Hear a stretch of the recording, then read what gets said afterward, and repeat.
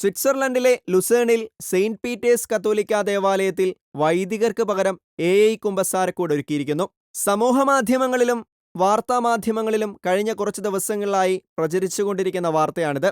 ഇനി നമുക്കിതിന്റെ സത്യാവസ്ഥ എന്തെന്ന് നോക്കാം. സത്യത്തിൽ ഇതൊരു വ്യാജ പ്രചരണമാണ്. മലയാളത്തിലെ പ്രമുഖ മാധ്യമങ്ങൾ വരെ റിപ്പോർട്ട് ചെയ്ത ഈ വാർത്ത യഥാർത്ഥത്തിൽ സത്യം വളച്ചൊടിക്കുന്നതാണ്. പള്ളിയിൽ AI ജീസസ് പദ്ധതി നിലവിലുണ്ടെന്നും ഇത് ആളുകളുടെ കുമ്പസാരം കേൾക്കാനോ ഒരു വൈദികനെ പകരക്കാരനാക്കാനോ ഉദ്ദേശിച്ചിട്ടുള്ളതല്ലെന്നും ലുസേൺ സെയിന്റ് പീറ്റേഴ്സ് കത്തോലിക്കാ ദേവാലയ നേതൃത്വം വ്യക്തമാക്കി.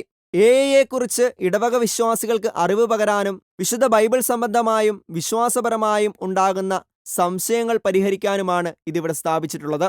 വിശ്വാസിക്ക് മുന്നിലിരിക്കുന്ന പാനൽ ബോർഡിലെ ബട്ടണിൽ വിരലമർത്തിയാൽ യേശുവിന്റെ ചിത്രം തെളിയുകയും പിന്നീട് ലൈവ് ഇന്ററാക്ഷൻ രീതിയിൽ മറുപടി പറയുകയുമാണ് ചെയ്യുന്നത്. വിശ്വാസപരമായും ബൈബിൾ പരമായും ഉള്ള സംശയത്തിന് മറുപടി ലഭിക്കും.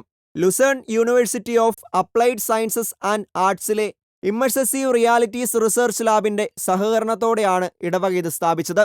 എന്നാൽ ഇതിന് പിന്നാലെ സമൂഹമാധ്യമങ്ങളിൽ വ്യാജപ്രചരണം നടക്കുകയായിരുന്നു. കുമ്പസാരിക്കാൻ വൈദികനെ തേടി പോകേണ്ട, അതിനും പരിഹാരമായി. കുമ്പസാരക്കൂട്ടിൽ കർത്താവിന്റെ ആർട്ടിഫിഷ്യൽ ഇന്റലിജൻസ് രൂപം പാപങ്ങൾ കേട്ട് പരിഹാരം പറയും എന്നിങ്ങനെയായിരുന്നു സമൂഹമാധ്യമങ്ങളിൽ പ്രചരിച്ചത്.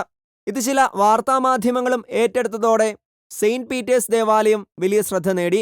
ഇതിന് പിന്നാലെ വിഷയത്തിന്റെ സത്യാവസ്ഥ അറിയിച്ച് ദേവാലയ നേതൃത്വം രംഗത്ത് വരികയായിരുന്നു.